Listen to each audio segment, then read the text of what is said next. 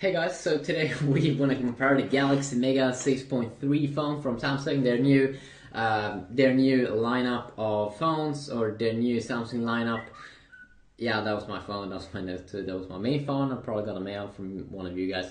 But today we'll be comparing it against the iPhone 5 with the latest iOS 7 Beta 2, which comes definitely with some new additions. But I assume that if you watch this video, you probably even haven't seen this sick phone, the Mega phone, which is extremely big here from Samsung. If you want to know what it is, it's like a mid-range smartphone, which is bigger than the Note 2. There are two Mega phones out. It's the Mega 5.8 inch, and it's also being called Mega 5.8. And then we do have this one, which is Mega 6.3, which is insanely big, insanely awesome. The only negative thing is that if you want to have the best, this one is only though a mid-range device, so it doesn't come with the best specs. The display is like a TFT display, so the viewing angles is not all that great compared to AMOLED.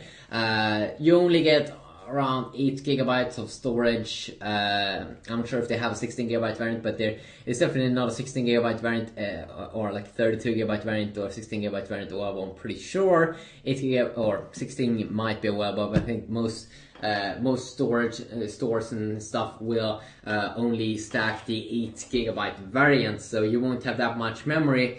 If you want to have a lot of games and you can't install games on the SD card, they've made it a little bit harder. So definitely games will also becoming way bigger there in terms of its size. And definitely it's pretty interesting now with the new Galaxy Mega that it's getting a competitor, the new Xperia Z Ultra from Sony, which is a little bit bigger, 6.4 inch. But the good thing with that phone is that it's thinner. It's probably one of the thinnest devices ever out there right now. It has the best specs. It's a full high-end smartphone, thinner, quad-core, a better screen probably. And that's definitely nice that you do get the specs, but of course you will have to pay a little bit more for that awesome things.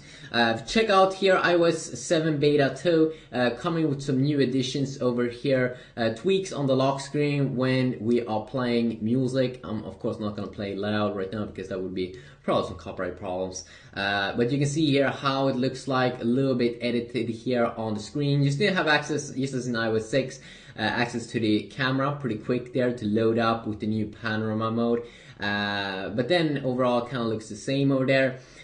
You still only have of course apps here on the screen. You can't have cool epic widgets that you can have on the Mega. And if you're wondering, is the Mega too big to have?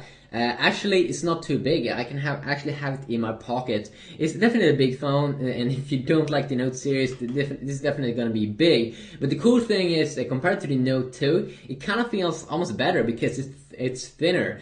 So the Xperia Z Ultra is going to be even more cool because when a phone gets thinner, you can have a pretty big device, because when it's thin, it feels very, very small. And now, of course, this is still a big device. Most of the times, you're probably going to use it with two hands to type and stuff. And if you want me to do, please tell me in the comment section down below if you want a specific videos comparing the browser and stuff between these two devices. I can definitely check that out. But as I said, one of the main things here with Android, we have cool widgets here, very cool widgets here, story album, a music player. And the cool thing with some of these widgets is that you can change the size of them. And here you can definitely see how useful this could be, where you don't even have to open up an app, you just have to change page here to check out the calendar and see what's going on. Even though this is quite good integrated also in the iPhone with latest update, that you swipe down like this. You have today here and you will see the calendar here, so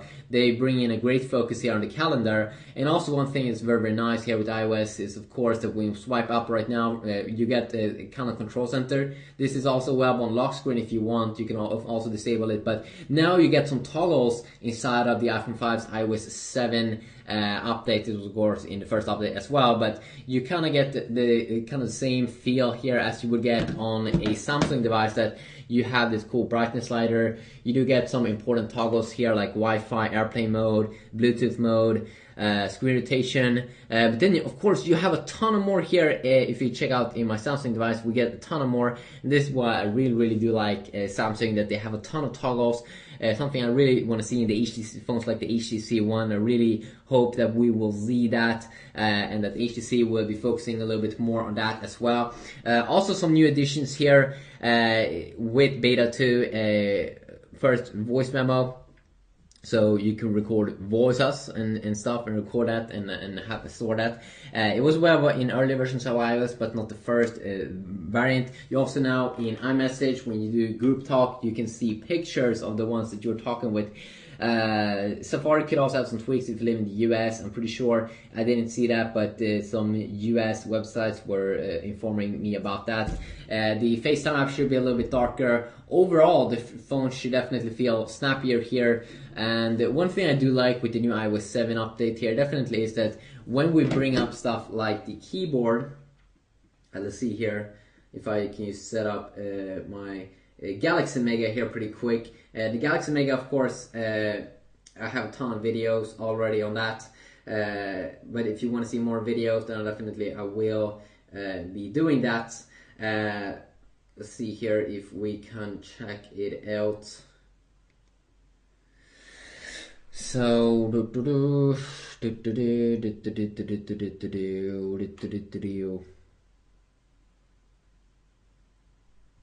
we go into the settings area here, we go to my device, we go down, language and input, Samsung keyboard, setup input.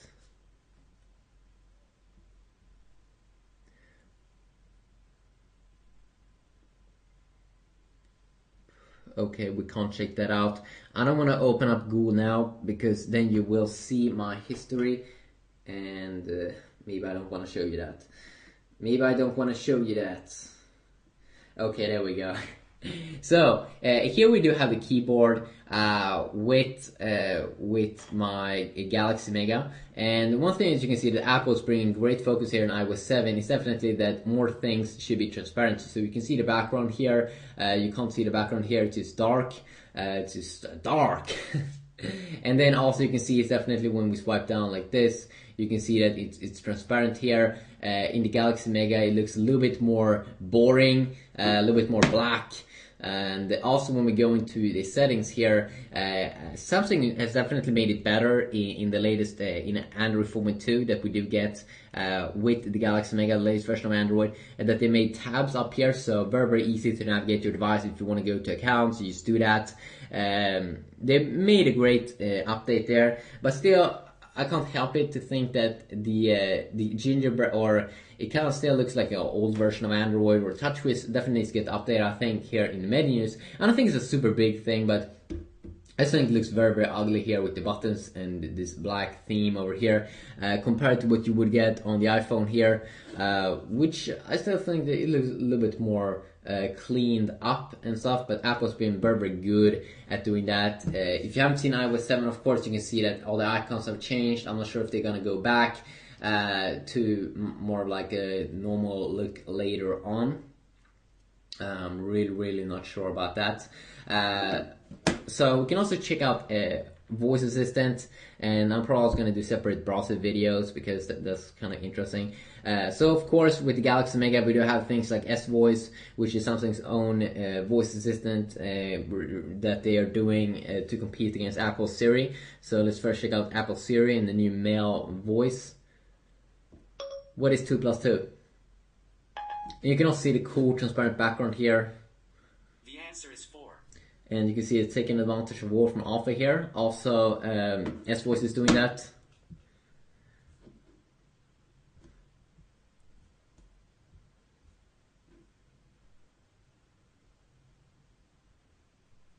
Skip. What is 2 plus 2?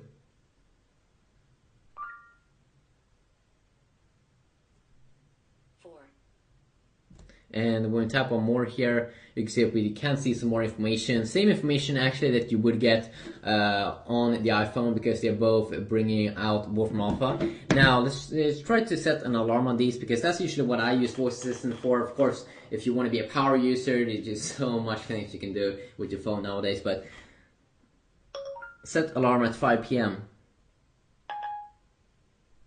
Okay, it's on. So just because it's a little bit slower here with the Galaxy Mega, you can see that it was a little bit slower, and then it was bringing up information here on the Siri, or it was hearing Siri talk and things. And this one, it doesn't want to stop talking, or I have to disable it. All right, this is your alarm for 30. Okay, just be quiet.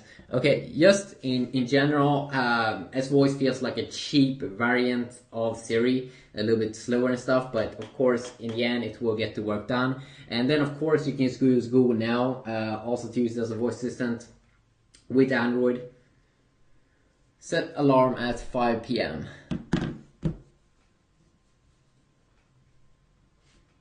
There you go, and we can quickly disable it. That alarm, which is very nice. I will also probably go over separate things. Of course, both these phones are snappy, and definitely it's cool that you can get a mega phone that is very snappy here. If you really want a big phone, this one is pretty expensive though. But if you want that big fat ass screen and you don't want to wait for the Galaxy Note 3, it's an interesting device. I definitely would love it more with more high-end specs and an S Pen and that, but then of course it would be more expensive. And now we're really closing into the Note 3, which is going to be Samsung's next lineup of big phones, and I'm definitely probably going to pick it up. So in future, I'm probably gonna do, if you want, separate videos where I will be comparing things like the browser, maybe do some benchmarking videos and stuff with the Galaxy Mega versus the iPhone. But you can tell me about that in the comment section down below, and I will see you if I read your comment. If I do, usually I try to see if I can find a very nice comment and then respond to that. But you can really see it here that the power with the Galaxy Mega really comes when you want to read a lot of text. It really is big, and it looks awesome, and it's great in many ways. And I want to do videos that you shows why, or the good things, the very good things with the Mega. I mean, especially in terms of gaming, I have made a lot of gameplays on it. I've been doing, just imagine watching movies and stuff. It's gonna be amazing on that device. And there's just so many things you can do with the huge displays. It kind of becomes like a thing that you can replace your computer with. While Apple, a little bit more here with the iPhone, is probably focusing on that the phone is going to be a phone, and then you have your computer, your iMac or something, where Samsung is a little bit more flexible. They are saying that if you want everything on your device and want to have a big display, sure, pick up this device. So, quick little video, hopefully you enjoy. And hopefully that was y'all in the next one. Yeah, peace.